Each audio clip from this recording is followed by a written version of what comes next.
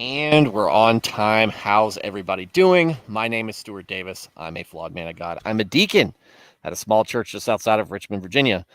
I'm not a pastor, not a biblical scholar. I haven't been to seminary. I'm not trying to get you to join my church or donate to any special cause. What I'm here to do is talk about Christianity, talking about being a Christian, talking about Jesus, God, Holy Spirit, talking about worshiping the Trinity, talking about the issues that affect us as Christians that you might deal with on a daily basis. So, if you're interested in learning more about Christianity, about learning more about Jesus, and coming to God, then welcome to this program. Um, Glad to see you here. Hopefully, you can use this as just an amateur primer to to the faith. I'm a non-denominational Christian, been one all my life, 39 years, and I don't subscribe to any particular doctrine or denomination. What I'm doing is in the Word each day, trying to do it better, do it right as best I can. And like all the rest of us, that means I don't actually do that. I fail. I fail miserably at times. But how's everybody going? How's everybody doing? And I'm glad you're here. We had a great beginning to the week. Lots of viewers in here. Nico's in the chat first, Dresden second, Porcupine coming in third. Um, and now we're off and running. So, like I said, hopefully everybody's doing all right, and hopefully everybody is enjoying their week.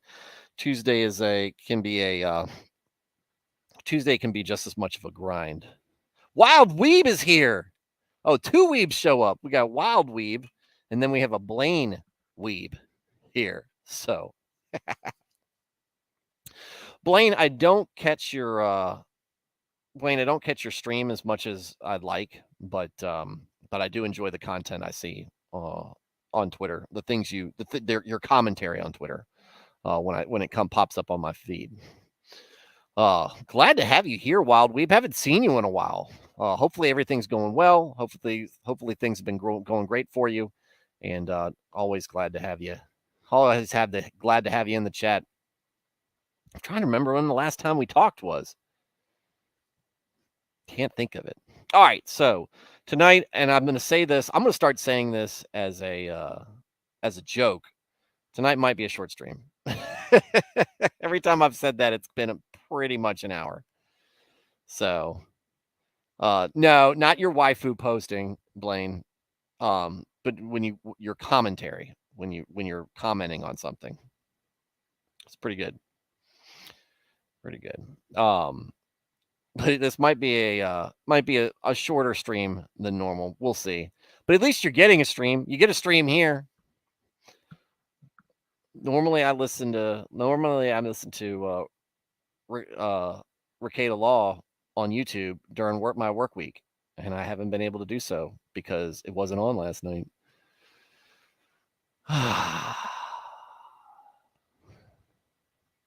Yeah. All right. So tonight is going to be a bit of a serious topic. Because it started breaking loose last night, and I was talking about it with a couple of my Catholic friends, just to kind of get their take on it, and it pretty much aligns with everybody's. Anybody who is faithful to God hates crimes against kids, specifically those in the sexual nature. It is awful and disgusting behavior, and many of us have a wood chipper mentality when it comes to pedophiles, right? Right? I don't know how old all of you are. Some of you may be older than me. I know some of you are younger than me. I'm an old man, but I remember growing up hearing about these scandals, the Catholic Church scandals popping up in the late 80s and early 90s, and it was it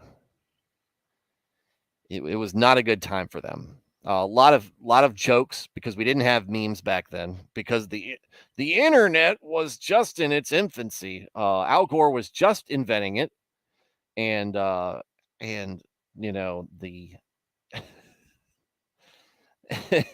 it just memes just weren't there. People didn't talk on the internet all that much. Dial up, all sorts of things. The internet was still very much an obscurity. But we had jokes. Always had jokes. We always had stereotypes. Those things are timeless and have always been around, and plenty of them circulated about the Catholic Church, and not without some fault there.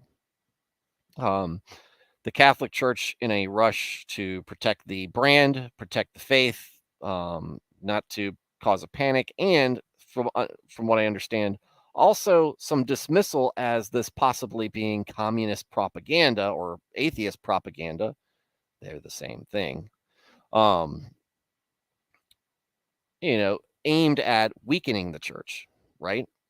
All came down to a cover up, paying off of victims, denials, all sorts of stuff. Now, I didn't know anything about Archbishop Weakland, and I think he's got a funny first name. Let's see, Rembert Weakland instead of like Rembrandt or whatever. Rembert Weakland until he died yesterday. I'm not a Catholic. I don't travel in those circles. We're going to get Nernea. We can do that because that can tie in with this. And now we'll have a long stream. But I didn't know anything about him until I saw on Twitter that he had died. And the tweet came from a guy on a pretty clever fellow on Twitter. He goes by Cranky Federalist, which sounds a lot like Fed because his handle is actually Cranky Fed. And all he posted was a response to a Jesuit pastor of some point. What is his a Jesuit priest by the name of James Martin, who always pops up in my feed saying something stupid. He always does. But he announced, he was announcing it, Archbishop Rembert Weakland has died, an erudite scholar, gifted pastor, and Benedictine abbot primate. I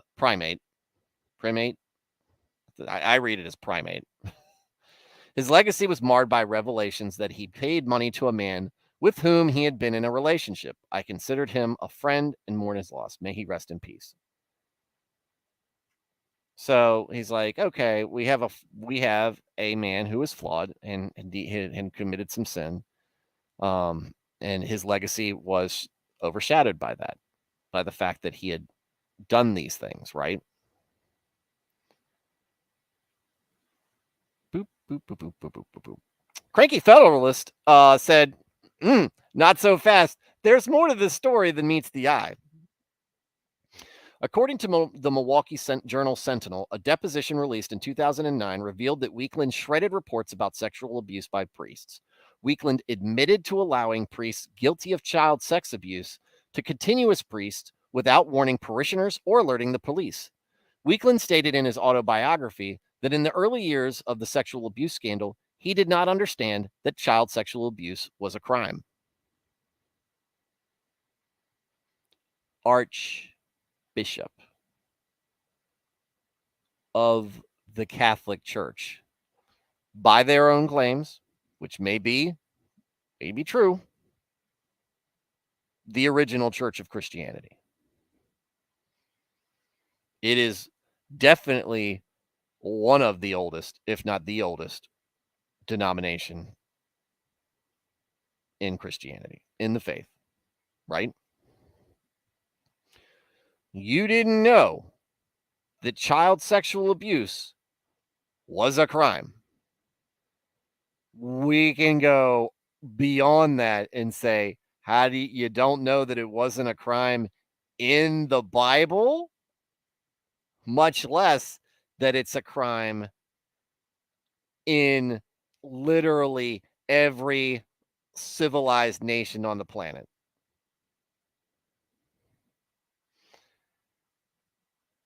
Maybe there's some nuance here. Great tweet, great, and he doesn't even say anything. Just lets the the the wiki article speak for itself.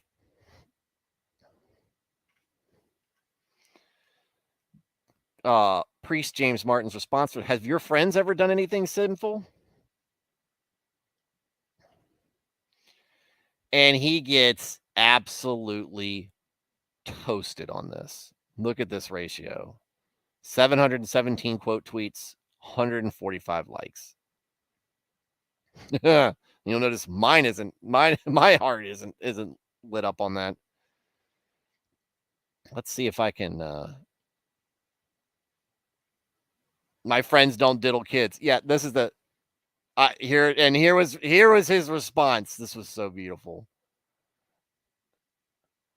I remain confident none of them had been befuddled by the legal status of child sex abuse.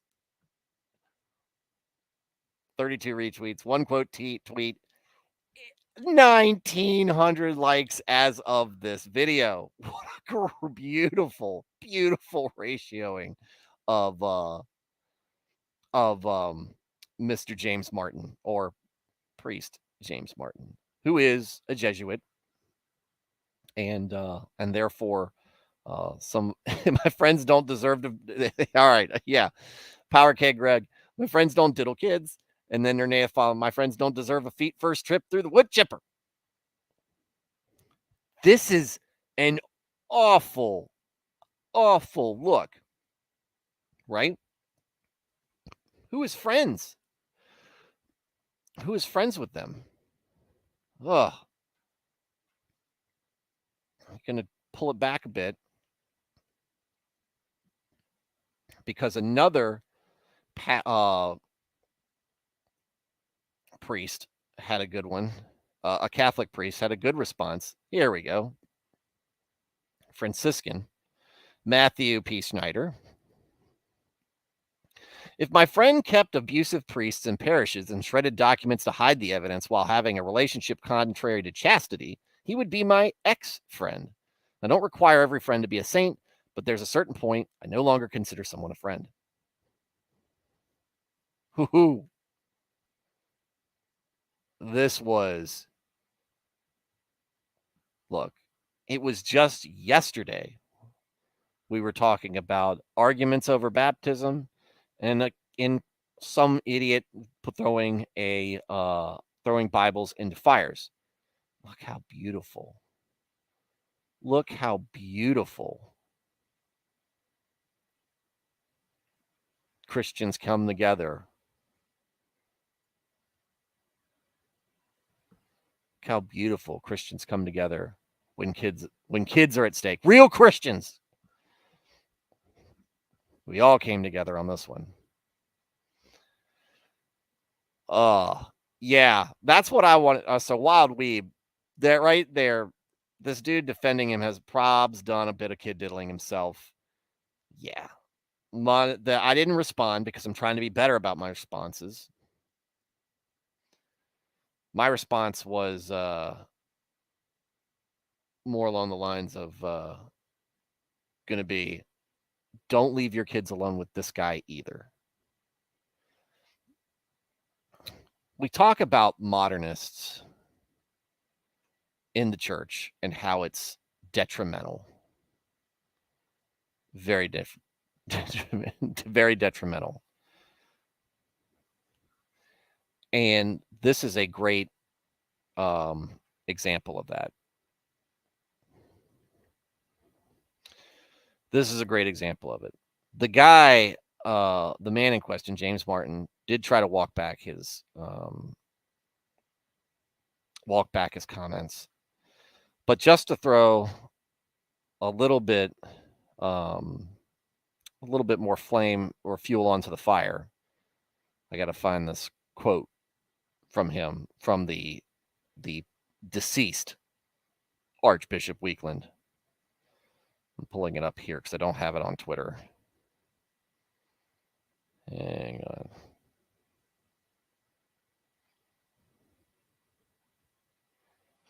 Here we go. Quote from the dead Rembert Weakland. We, in brackets, accepted naively the common view that it was not necessary to worry about the effects on the youngsters. On the youngsters. Either they would not remember or they would, quote, grow out of it.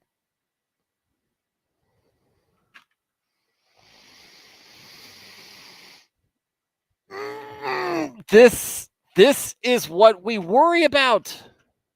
This is what we worry about. And this is why the Catholic Church has gotten criticism. Rightly so that they have been criticized, not always fairly in context, however. One of the things we've talked about, and we haven't spoken about it in a while, is how big of a target is on the Catholic Church, right? You know, there are many Christians who don't consider Catholics to be Christians. I think they're wrong, but many do. Regardless of that, the largest portion and the biggest Christian church is the Catholic Church. They're the most visible. And in some cases, like on abortion, they are the loudest. Factions within them, anyway, are the loudest. And because of that, they have the biggest target on their back when it comes to folks who want to demonize the church. And so then this is the example that we have to set as Christians. And it's difficult for us because we are broken people, is to set a good example. You know, be like people say, be the change you want to be. Be the change you want to see. And yes, because a lot of people judge us by what we do. However, the problem often is what we're doing and what we're supposed to do is not popular and not desired by a lot of the changing cultural pressures. This is a different case. We need to hold each other accountable. The Catholic Church did not do a very good job of that. They are paying for it, rightly so. That doesn't mean they're lost forever. Just like you and I are not lost forever when we sin, even if we sin egregiously. There are lots of people within that denomination who hold fast to God, to the Bible, God's key teaching. And as a joke, a lot of extra books that don't need to be in there.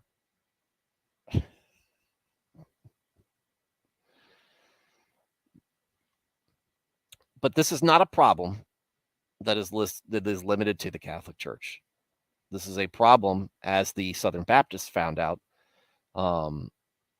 Sex abuse and sex scandals occur everywhere in the church, and they happen on the child level as well.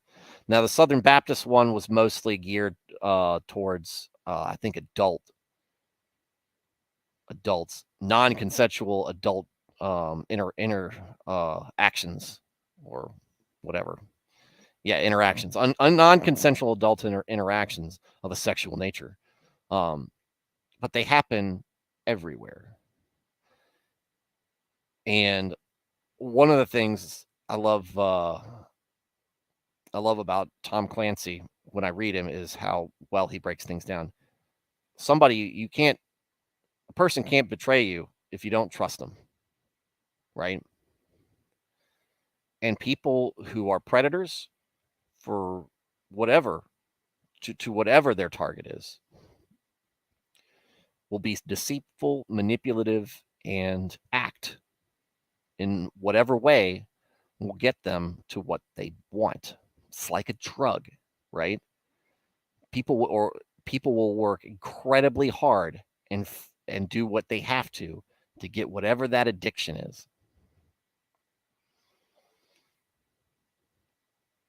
So it's up to us as a community of Christians, as our congregations, is to look out for that.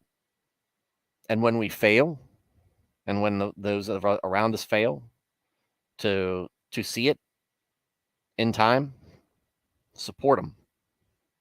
Let them know that that although bad things happen, God is still there for us. Don't let somebody drift away.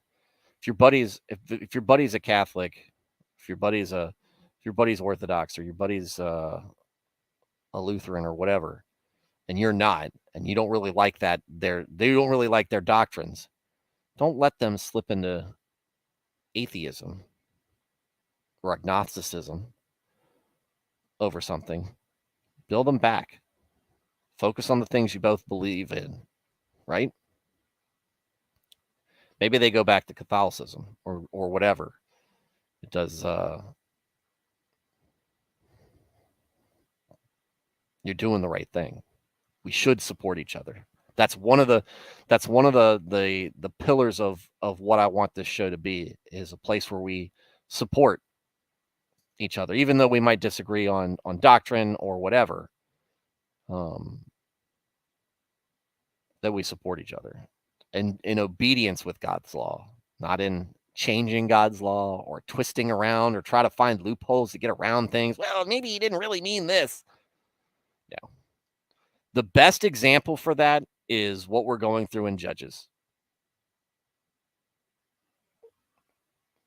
How did the Israelites get to where they were?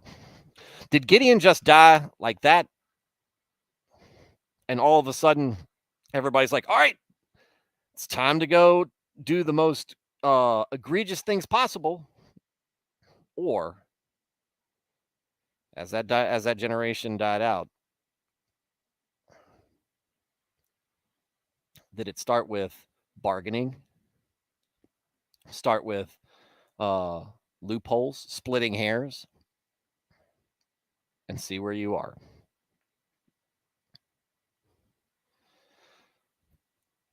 That's really that's a digression, though, because none of that excuses, no bit of modernization excuses this level of stuff. And the damage that what Weakland did was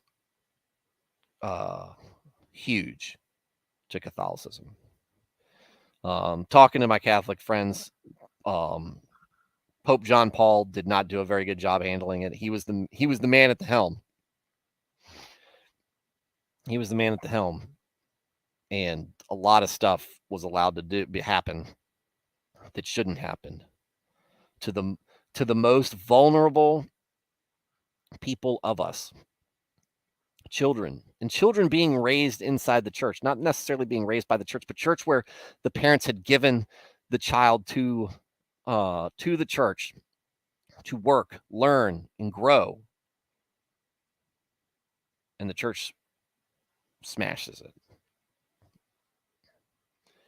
We use the Catholic Church as an example, but they are not the only perpetrator. They are not the only denomination with perpetrators within them. It can happen anywhere. Porcupine, cartography is looking appealing. It is. Blaine said, when my generation asked the church to modernize, we meant the music and the ability to use tech, not this. Yeah, exactly. But you modernize the music, and what do we get? We get Hillsong, right? Terrible. What I like best is when you add a new rhythm or a new instrument, or you instrumentalize to a band some of the old hymns. I love a hymn. I love hymns. They speak to me. They speak more than the modernized music. I love a lot of the melodies in contemporary Christian music. Some of it's kind of weak, but sometimes some of the melodies really good. But the lyrics are, to me, generally very hollow, very myopic, not focused on the power of Christ. Now, I think that the songs that we listen to, that we can worship to, should have various facets to them. Some songs can be talking about the majesty of God and how great and gracious he is. And some can talk about how we yearn for forgiveness and we feel inadequate at his feet, and some can be where we struggle with sin and addiction and all these other things that God's grace lifts us up. I think there's a point for everything, or a place for all of those things. But how many times are you going to say good Father and think that it's impactful? Because if you've listened to a good Father, it's a lot. It's a lot. And while, look, you can't say that enough and have it equal how good God actually is, all that time you spent saying it, you've missed by extrapolating on how great God is and why we feel like he's so great. And there you go, what you get out of hymns, I think. So, Dresden, turns out sex doesn't sell. Well, it's the oldest profession, Dresden, but it doesn't pay. It'll sell all day, but it doesn't pay. Porcupine. When I see a scandal / controversy that shakes Christianity with sinful men, I revisit the screw tape letters. It's a great insight into man's faults and how simple sin can snowball into an avalanche. I still need to read those books. I still need to read the screw tape letters. You've got one up on me, Porcupine. I am way overdue listening to them because I'm a big C.S. Lewis fan. And I have zero excuse for not having read them yet. Nico, it's a very dangerous, slippery slope that we are yet to be wise enough to tackle, in my opinion. Yeah, I'll go to church every day if they still do Catholic hymns like the Gregorian chants. Yeah, I think Gregorian chants are good, like background, right? It definitely sets the mood, I think, right? And you don't get that just there at Catholic churches. Lutherans, like you go to some Lutheran churches, some Anglican churches, I think.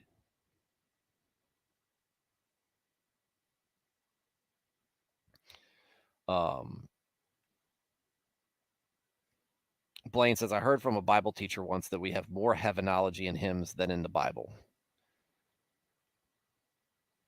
I don't know enough I think there's a lot of worshiping in there, but I don't know. I mean, what are we? I guess that's kind of where the Bible leaves us off at the end, and where maybe hymns pick up. Nerneas says Lewis is one of the most widely liked heretics in the church. Give us your thoughts on C.S. Lewis. Give us more thoughts on C.S. Lewis, Nerneas. I am particularly fond of, though I don't subscribe completely to his idea of mere Christianity. I think that there is a lot of benefit in that, and who was very instrumental in his coming to Christ was Tolkien. Oh, now I'm interested in Lutherans. Lol, I can't do the modern music. Well, you'll find a lot of church where you'll find a lot of old people, like really old people. You'll find the old hymns. They're slowly going away, but some places like traditional Lutheran churches, LCMS, there you go.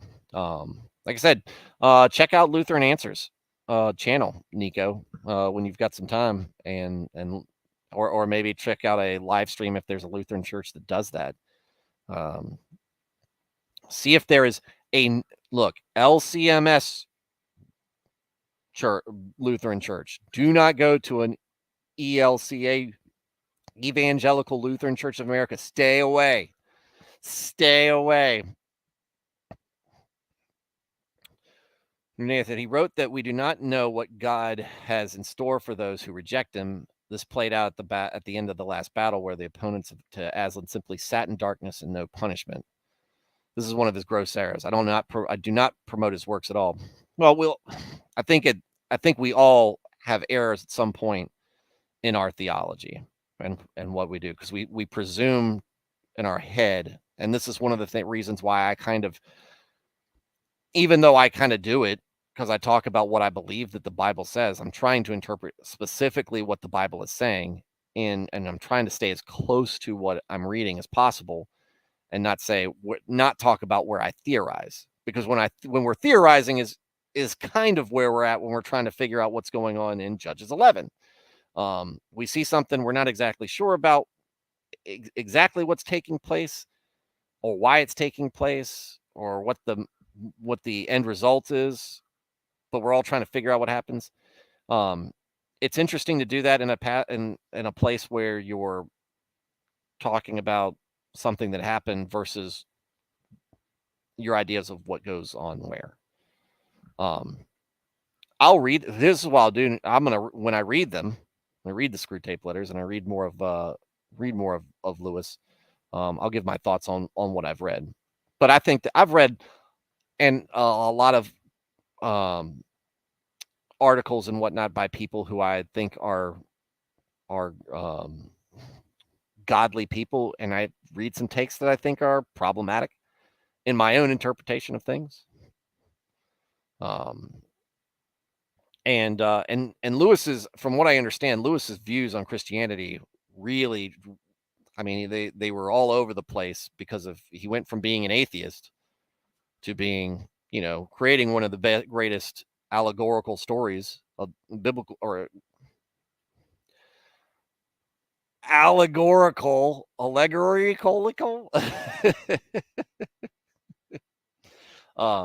He raised a allegory of the Bible that's very good, that translate very well to kids. Chronicles of Narnia is a great children's fantasy to get into, because it does a very good job detailing things and putting them into a literary work of art, I think, personally.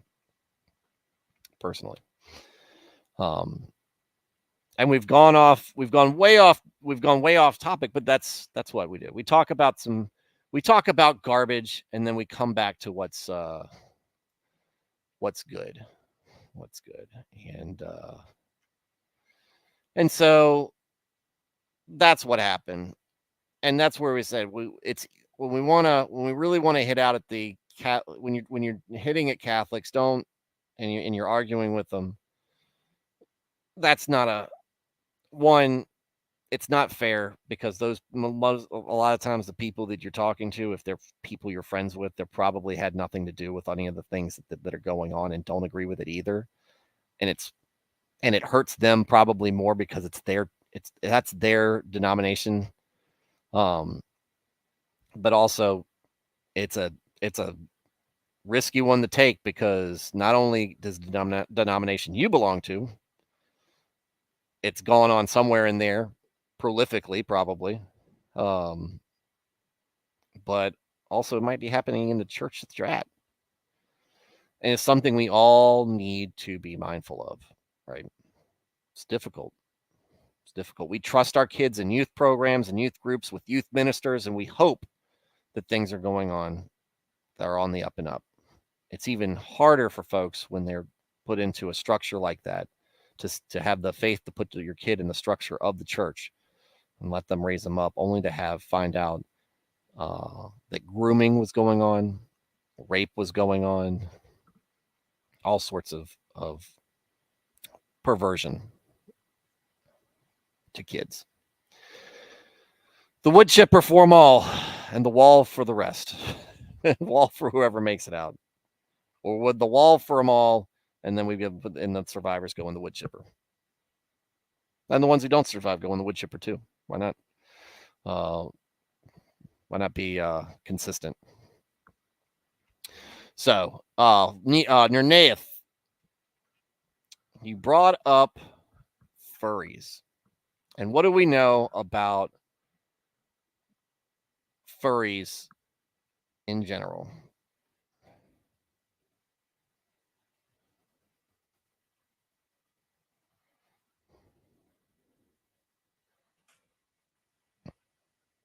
What do we know about them?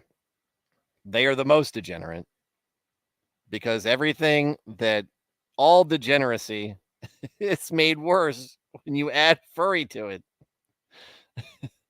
So, apparently, Protestia is doing a Protestia is a media organization that's very very conservative and very forceful in their opinions. I like a lot of what they say. Some of it I don't agree with, but I like a lot of what they say and a lot of what they stand up for. Stewart is not secretly one. No. I remember the first time I heard about them, I think, was there was an old CSI Las Vegas episode with them. And like that was like part of when I was I think I was in high school at the time, or maybe going to college, taking college classes. It was time there was time after dinner. I would spend time with my parents, and they like to watch TV, and CSI was something they liked to watch, and we all watched it, and we were all like, "What is this?" And they were appalled. I was appalled, but I also thought it was hilarious. So, so Protestia is apparently doing some research into it. They've talked about it on Twitter to talk about Christian furries, but there is an article on here by Only Sky Media, and I don't know what kind of group they are, but we'll talk about it. Go to Only Sky Media and Google search, and it's one of the first ones to pop up. And we'll go back to sharing.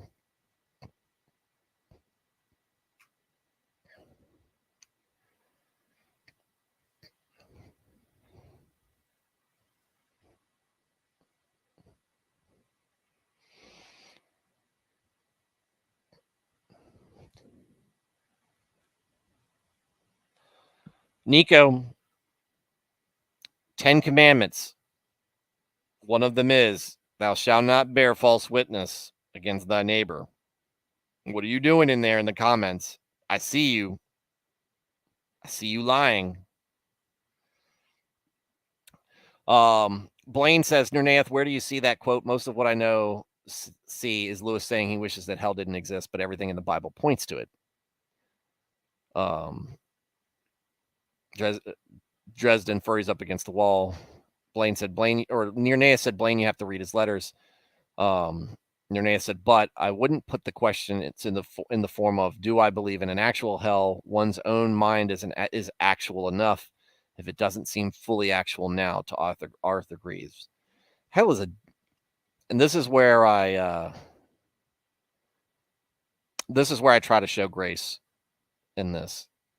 The idea of hell, to like, it's easy to picture somebody like Stalin, right? Avid atheist, responsible for the deaths of millions, pretty evil guy altogether. Him going to hell, right? It's a different thing when you think of a friend or a family member who just didn't believe in God, didn't like the idea of God or whatever, but was all in all a likable person. Didn't really strike you as cold-hearted, or with a person who was mean-spirited at all. It's a lot more difficult to contemplate hell for somebody like that. And I don't know if that's what was going on in C.S. Lewis's mind. Don't know. But hell is a difficult thing to think. And the reason I think I know is because I worry sometimes that I'm not going.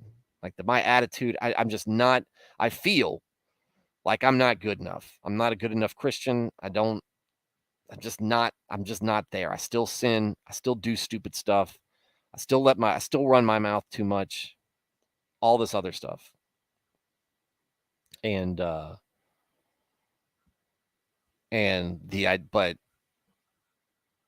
worry about it because what if my kids become apostates?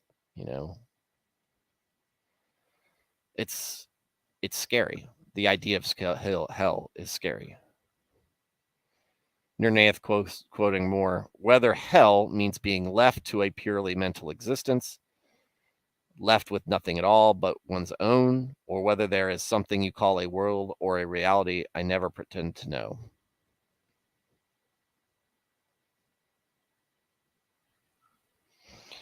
I mean, yeah, I mean, it's difficult. There are some references and some illustrations of it. Why do I have this up in the background while I'm talking about this? C.S. Lewis. Here, you got what you wanted there, Nath. Evangelical Christian furries are worried they'll be targeted for their faith. Leaders of the Christian Furry Fellowship say they could be doxxed if people discover their anti-gay beliefs. This is the culture that we live in. Having a biblical view of the world in morality is worse than being people finding out you're a furry. What is happening?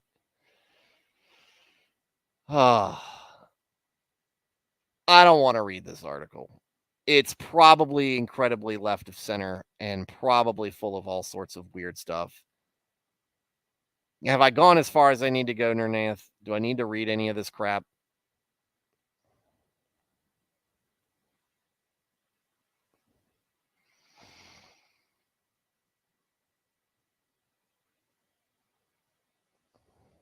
I don't know anything about there. I'm not doing that anymore. Nernath says doxing fellow furries is not very cash money. For real sus, no cap. I'm not reading interested. It's awful. It's awful. So, but hey, abuse kids. They might grow up to be furries.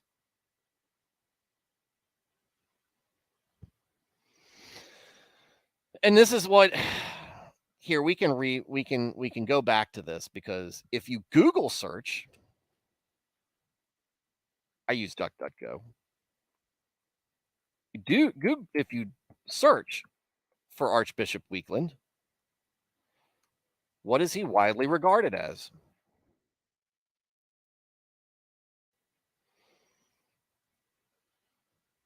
By the media.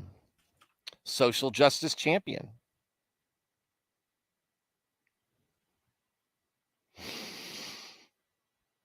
How, when you read that, do you get to social justice champion? I'll tell you, because he pushed the narrative that they liked. And they didn't care about that stuff that happened in 2009. Archbishop Rembert Weakland, a leading Catholic intellectual who pushed for social justice and increased power for women in the church before he resigned amid a sexual and financial scandal, has died. He resigned because of what he did himself.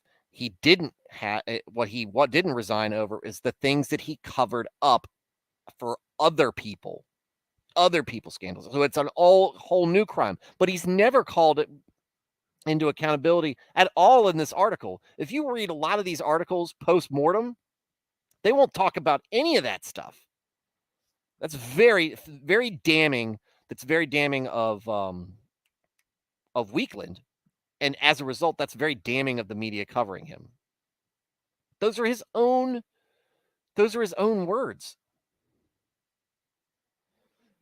Well, we thought that the kids would get over it.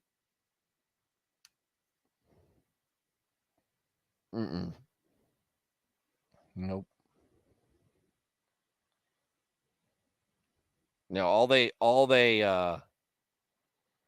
really talk about is once he became a priest, he started having homosexual relationships.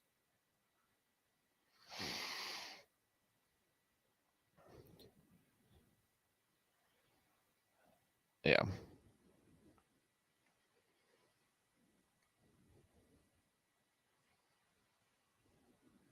There's one. Yet Archbishop 1992, he dismissed the Reverend William Effinger from Sheboygan Parish and publicly apologized during Mass. Oh, by the way, uh, Porcupine, this Reverend Weakland, he was in Milwaukee.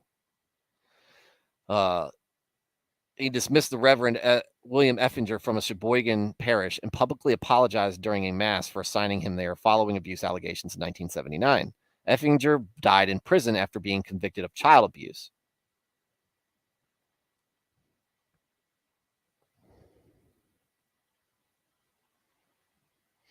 Yet Archbishop Weakland still seemed to blame some victims, and many felt the archdiocese maintained a hostile atmosphere towards them under his leadership. Yeah, okay. Yeah, because sometimes not all adolescent victims are so innocent. Some can be sexually very active and aggressive and often quite streetwise, the Archbishop wrote in a 1988 diocese newspaper. Projecting, deflecting the blame.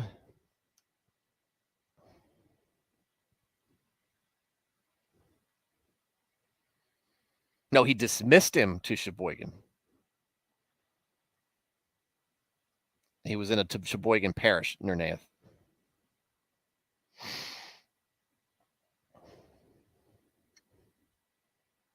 Article focused primarily on Archbishop Weakland's call to remove abuses preached from the church. He later regretted the comments about the victims. Yeah, probably like Martin. Crap, what was his name?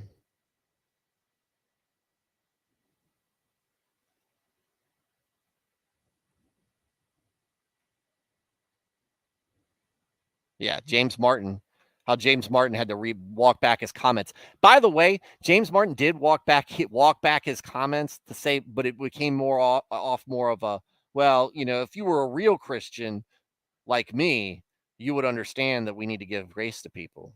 Yeah, okay. That's incredibly condescending of you. Thank you. I'm sorry that it's difficult for me to show grace to a child predator. Ugh. Where's the part on the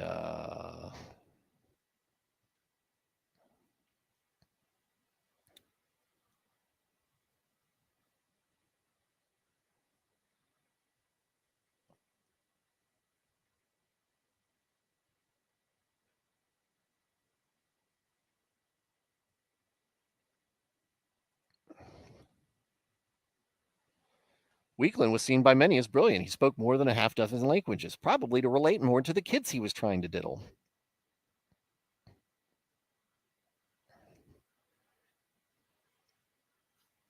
Blaine says, hell in the Bible is referenced with fire and torment imagery under a dozen times.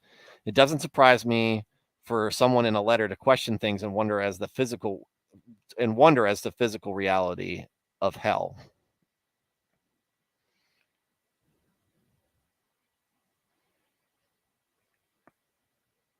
Nika, starting to sound like another George Floyd figure. Are they going to do another mural so God can strike it again? Mail your own decisions, though, Blaine. Blaine says all my decisions are mail decisions. Got it in there before he could fix his typo, or was it?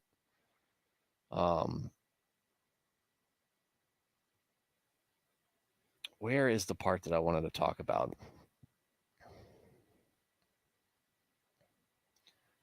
Hold on. Sorry, I picked up the wrong, or I lost the article I was going to read to.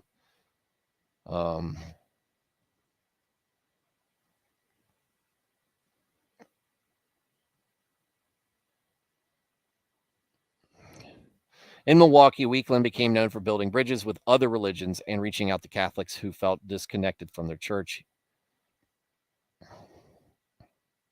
He conducted highly publicized listening sessions in an effort to understand Catholic women's views on abortion. He spoke out on issues facing everyday Catholic families, sex education, I bet, workplace dignity, social justice, financial pressures.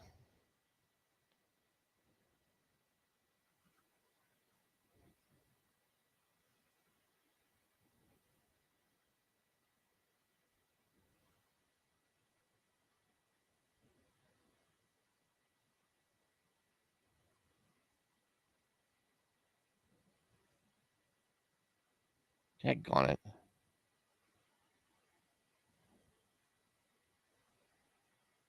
Oh, I'm so mad about it. I wish I had it here. Where is that stupid article? There it is. There it is. There it is. There it is. I think I found it. Nope. That's the same one I was reading from. Ah. Maybe this is it.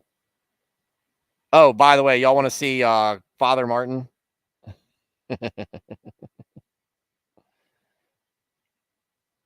I'm making this an hour. I'm making this stream an hour long.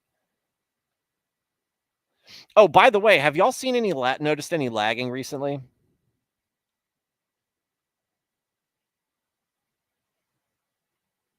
Anyway, while y'all are typing in, if y'all have noticed any lagging, let's check out our boy Father Martin here. Yeah. Said a sorry Tuesday for not having been clear about the sins and crimes.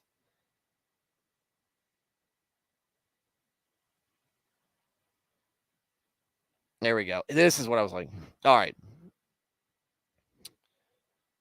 No lag. Good. Yes. I reset my router. Maybe that's what was doing it.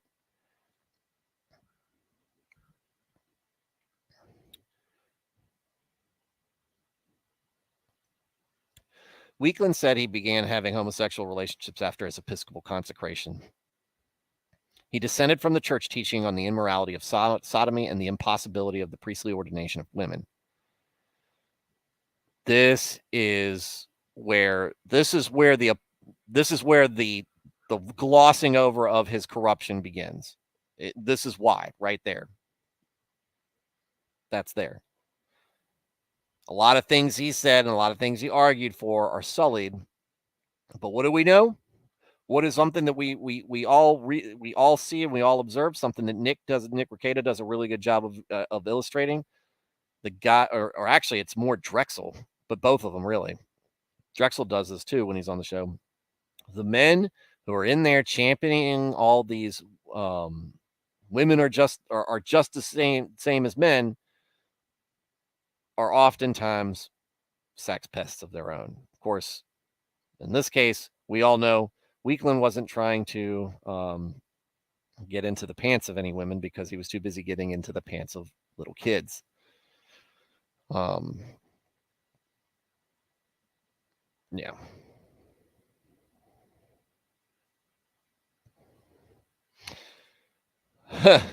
So then here's the non-apology apology. I apologize for seemingly excusing his many sins and crimes. That wasn't my intent. I condemn those actions and should have been clearer.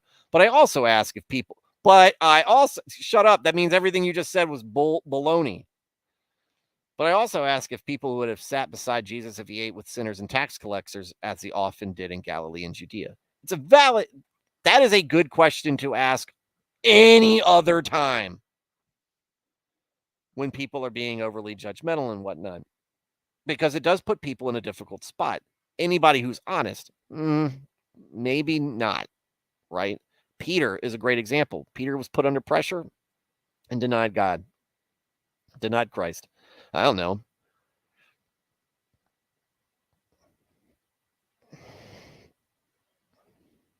May God have mercy on the soul of Archbishop Reverend Weakland, and may God have mercy on all sinners, which is all of us, myself included. Well, you might find Weakland with a stone around his neck at the bottom of whatever hell lake of fire in hell. So there we go. All right. No lag from Alias, no lag from Nico. Had just one spill. Yeah, a lot of times the YouTube is like that, Blaine. All right, so that's our stream tonight. We had a lot of visitors in here. No, Jesus didn't sit with kid touchers. No, he did not. Said to make them a millstone necklace and toss it into the sea. We can sing Lake of Fire by Nirvana now. But I think was that a meat puppet song first? I can't remember. Whatever. Lake of Fire. He's at the bottom of it, probably. especially when it sounds like he was unwilling to admit that any biblical teachings that he disagreed with were legitimate. And that's really the big problem. That's really, I think that's what sets up a barrier between us and the faith that God wants us to exude towards him, right? That he asks of us, requests of us, demands of us. Is I've given you these rules. I want you to obey them. I know you're going to break these rules, right? We've got a whole book of people breaking these rules. I still love you. I still want you to be part of the family. But you gotta buy into what's good. And what's good is these rules that I've put into place. No, I like my rules better. Okay. Have it your way, kid diddler. So, anyways, all right, we'll wrap up from there. We're close enough to an hour. We can round up to it. I saw up to 12 viewers in here at one point. That's more than the normal crowd, but I see a lot of the new guys in here. Oop. I didn't mean to do that. Hide current comment. The same Jesus that sat with tax collectors whipped salesmen. All right, guys. Lots of it's nice to get most of the crew in together. T-Rex is missing. I saw I'm glad you showed up, Alias. You brought the furry gang with your article. It's terrible. I would never accuse any of you guys of that. It's disgusting. Nico, Dresden, Porcupine, Weeb, Wild Weeb, always glad to have. I've been missing you. Been missing you in the comment section. Blaine, Nernath, said Dresden already. Greg in here, popping in. Oh, I missed that one comment from him. And the Lord set up against the wall, and there was many weeping and gnashing of teeth.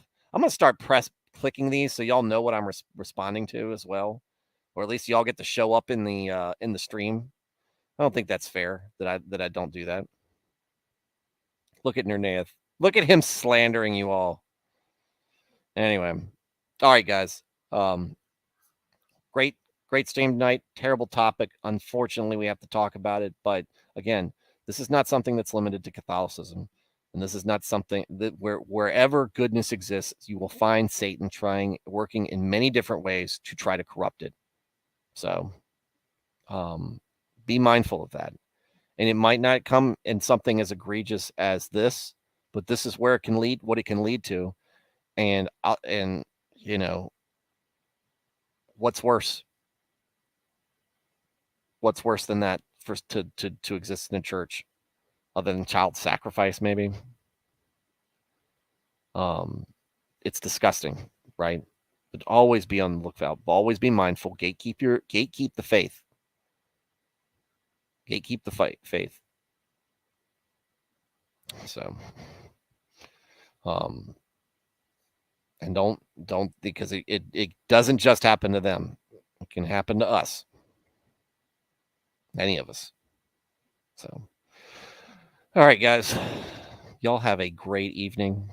I'm going to go watch the Reds lose if they haven't already lost. Let's check real quick. No, it's the bottom of the 6 as of a minute ago, and the Phillies are beating. Oh, wait, the Reds are winning. I got to go, guys. I got to go watch this thing that only happens like 1 out of every 3 games. So there's a point to be made to that, Blaine. There's a point to be made to that. All right, guys. Have a very good stream. Love you guys. Glad you're here. Have a good night, and God bless.